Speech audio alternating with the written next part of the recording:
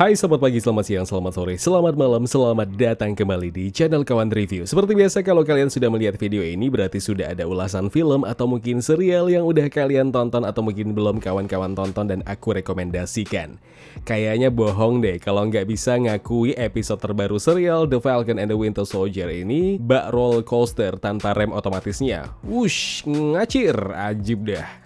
Kembali menggegerkan para penonton setianya yang akhirnya bisa melihat tokoh-tokoh di serial ini yang perlu dapat perhatian lebih daripada pemeran utamanya itu sendiri. Di episode keempat ini kita bisa melihat sisi lain dari pemimpin kelompok anarkis Flag Smashers, Zemo, yang mulai perlahan menunjukkan kembali sisi aslinya seperti yang kita tahu. Begitu juga dengan Captain America Asu alias John Walker yang akhirnya mendapatkan sumber kekuatannya. Kemudian penampilan perdana Dora Milaje dengan aksi memukaunya dan masih banyak lagi. Duduk yang manis, happy weekend, selamat datang di channel Kawan Review. Ini dia segmen Spotlight.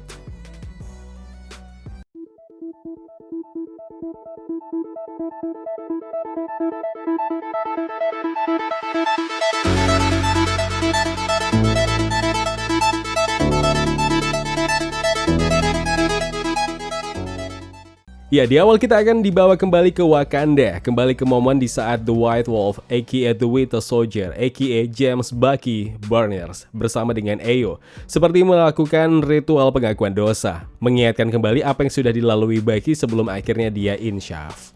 Sampai akhirnya kembali ke scene terakhir di episode ketiga minggu lalu di kota Riga, ibu kota negara Latvia. Lepasnya Zemo dari penjara Jerman bikin geger Wakanda, dan di sini kembali menegaskan dendam lama Wakanda terhadap Zemo masih belum termaafkan. Lantaran Zemo adalah otak dari ledakan saat tragedi Civil War yang akhirnya turut membunuh King of Wakanda, T'Chaka, di gedung PBB, di mana di sana juga disaksikan oleh T'Challa dan juga Natasha Romanoff. Di sini yang berbeda, akhirnya pembicaraan kembali mengarah di saat tragedi terbunuhnya Nagel, di mana si angsa emas Nagel harusnya jadi salah satu kunci jawaban buat operasi Power Broker yang jadi misinya trio Lestari. Sampai di sini aku melihat ada sisi dewasa antara tiga tokoh ini ketika Sam dan Bucky dihadapi tindakan Zemo atas terbunuhnya saksi kunci Power Broker. Tapi pembahasan itu justru bak angin lalu. Well, masih ada jalan lain kok, gitulah intinya. Nice. Ada satu dialog yang mencuri perhatianku, dialog cerdas yang dilontarkan Zemo di sini, dan ini berhubungan dengan ending episode keempat.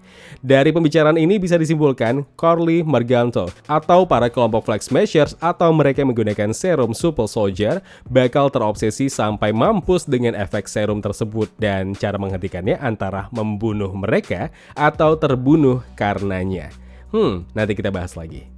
Kemudian kita akhirnya dibawa ke scene di saat kelompok Flag Smashers berkumpul. Sampai di sini mereka masih belum mengetahui kehadiran trio Lestari di Riga. Scene ini masih jadi pertanyaan besar buatku. The Flag Smashers dari episode kedua kita udah tahu mereka ini adalah penyintas, kelompok yang enggan diakui teroris tapi suka menebar teror. Mereka punya misi menyelamatkan hidup banyak orang yang terasing, tapi mereka malah berbahaya untuk hidup orang lainnya. Ya, belum terjawab sih apa peran GRC atau Global Repatriation Council sebenarnya. Dilihat dari misi organisasi itu dan misi para kelompok Flag Smasher sebenarnya sama. Dan bahkan mereka mengungsi di GRC Resettlement Camp, di mana tempat pengungsian yang dikelola oleh GRC itu sendiri. Terlebih di sana ada wanita bernama Donya Madani yang dicari-cari trio Lestari tersebut, wanita yang dianggap sebagai pilar bagi komunitas berbahaya itu. Masih belum nemu jawaban yang tepat karena terlihat di tempat pengungsian tersebut, Flag Smasher sepertinya bukan kelompok yang asing buat para pengungsi di sana. Sementara mundur di beberapa menit sebelumnya, sebuah berita menjelaskan keterlibatan The Flag Smashers atas pemboman depot pasokan GRC. Kalian punya pendapat nggak sih soal ini? Sekarang kita beralih ke scene berikutnya. Di saat trio Lestari, ya aku sebutin aja trio Lestari ya, panjang namanya, akhirnya mengunjungi tempat pengungsian tersebut. Dimulai dari Sam yang akhirnya bertanya ke tiap orang di dalam gedung. Meski tidak ada satupun di antara mereka yang menjawab di mana Donya Madani berada. Bisa dimaklumi, sebenarnya kalau Donya Madani sudah innalillahi, tepatnya di episode ketiga minggu lalu. Dan untuk kedua kalinya, Zemo kembali menunjukkan pesonanya. Modal permen Turki coy, bisa memberikan jawaban di mana Donya Madani berada. Tapi di sini sikap Zemo mulai perlahan terlihat seperti Zemo yang kita kenal. Dan ini akhirnya membuat Sam dan Bucky mulai menaruh curiga kembali lantaran ada yang ditutupi Zemo. Cuma nggak tahu kenapa ya, entah ikutan terbius pesona Zemo di sini. Perkiraanku, Zemo sebenarnya cuma mau semua itu sesuai rencana. Jadi baik Bucky atau Sam tidak bertindak sendiri. Meski ya agak bertolak belakang sih dengan fakta kalau Zemo yang beberapa kali suka bertindak sendiri. Di scene berikutnya kita melihat Sharon akhirnya dihubungi Sam terkait misi mereka. Yes, masih di Madripoor. Madripoor ini ibarat inangnya Power Broker lah. Ini masih jadi perhatianku ya, Sharon yang sejak kemunculannya di episode ketiga bak mafia yang dikawal begitu banyak orang. Terlihat seperti salah satu orang terpenting di Madripoor atau mungkin orang yang ditakuti di Madripoor. Apakah pendapat kalian kemarin mengatakan kalau Sharon ini terlibat dengan Power Broker itu benar? Sekarang kita kembali ke Riga. Akhirnya trio Lestari bertemu dengan duo Pasto. Iya, John Walker dan Lemmer Hoskins aka Battlestar. Ya, di sini mulai asik ya. Ini momen di saat semua mulai kacau balau, di saat John asu Walker akhirnya merusak rencana mereka di awal. Di saat Sam akhirnya bisa tatap muka tanpa baku hantam dengan Carly setelah acara penghormatan terakhir terhadap almarhumah Donya Madani, dan akhirnya harus berantakan lantaran Captain Psycho itu muncul mengganggu momen heart to heart tersebut. Sudah jelas ya, ini jadi butut panjang. Yang menariknya, again and again, Zemo kembali menunjukkan pesonanya. Sumpah nggak paham lagi sama nih orang. Masih gak habis pikir orang selicik Zemo akhirnya menghancurkan serum-serum Power Broker terakhir itu. Itu bisa dipertegas kalau kejadian sesaat sebelum Nagel terbunuh di tangan Zemo, Zemo sama sekali nggak mengambil satu serum pun di lab tersebut. Mungkin. Atau bisa saja, ini orang udah sempat nyimpan beberapa serum kemudian membunuh Nagel. Dan terakhirnya ngancurin sisa-sisa Power Broker yang dimiliki Flag Smasher dengan tujuan besar yang masih dirahasiakan Zemo. Ya, you know lah, Zemo tetaplah Zemo. Tengoklah nanti kalau nggak bertingkah skema ini. Di momen yang bersamaan, di saat Zemo akhirnya menghancurkan sisa-sisa terakhir serum tersebut, ternyata ada satu serum nih yang tersisa dan tidak terlihat dan tidak dihancurkan oleh Zemo.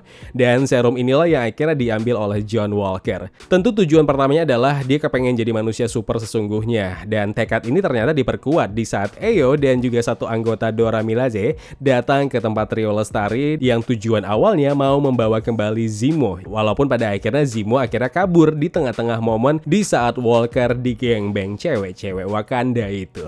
Sementara itu John Walker yang kewalahan akhirnya sempat melontarkan kalimat, kenapa anggota Dora Milaje bisa sekuat itu padahal mereka tidak menggunakan serum Power Broker. Yes, inilah jadi cikal bakal Captain America asu itu buat mencoba sisa serum yang ditemukannya. Dan terbukti kan, aksi John Walker kali ini berbeda coy. Dia lebih kuat dari biasanya meski tetap dengan outfit kedodorannya. So, welcome home US Agent. Di momen yang sama, di saat akhirnya trio Lestari, dua Pasto, dan juga The Flag Smashers berada di satu tempat, terjadilah tragedi pilu khususnya untuk Walker. Lemmer terbunuh di tangan Flag Smashers. Yes, dan yang kalian tunggu-tunggu akhirnya muncul juga. Ibarat amarah yang melewati batas maksimum, Walker akhirnya membunuh salah satu anggota Flag Smashers. Naasnya, itu disaksikan banyak warga sipil setempat. John, kamu berdosa banget. Sampai di sini tentu saja reputasi John Walker harusnya hancur dong. Dan ini bisa saja jadi momen yang tepat di saat Sam akhirnya mendapatkan kembali perisai Steve Rogers itu. Dan ujung-ujungnya menjadikan Sam sebagai the real next Captain America. Dan masih jadi pertanyaan lagi nih, bagaimana nasib si Wak John ini setelah kejadian pembunuhan tersebut? Demi apapun ya, tiap minggu tensi serial ini naik terus dan episode keempat ini jadi episode terepik sejauh The Falcon and the Winter Soldier ini. Tentunya kalau ngomongin kualitas, sebagai sebuah serial superhero, ini sih movie quality. Apa pendapat kalian dengan The Falcon and the Winter Soldier episode 4 ini? Teori apa yang kalian punya? Boleh share di kolom komentar ya coy. By the way, buat teman-teman yang beragama Islam, selamat menjalankan ibadah puasa, sehat-sehat ya. Ya kawan, terima kasih telah menonton video Spotlight ini. Jangan lupa klik tombol like-nya kalau kalian suka, klik tombol dislike kalau tidak suka. Klik juga tombol subscribe dan bell notifikasinya biar gak ketinggalan review-review film terupdate lainnya. Kalau gitu aku Zain pamit undur diri. Terima kasih, jaga kesehatan, tetap positif, dan jangan lupa bahagia.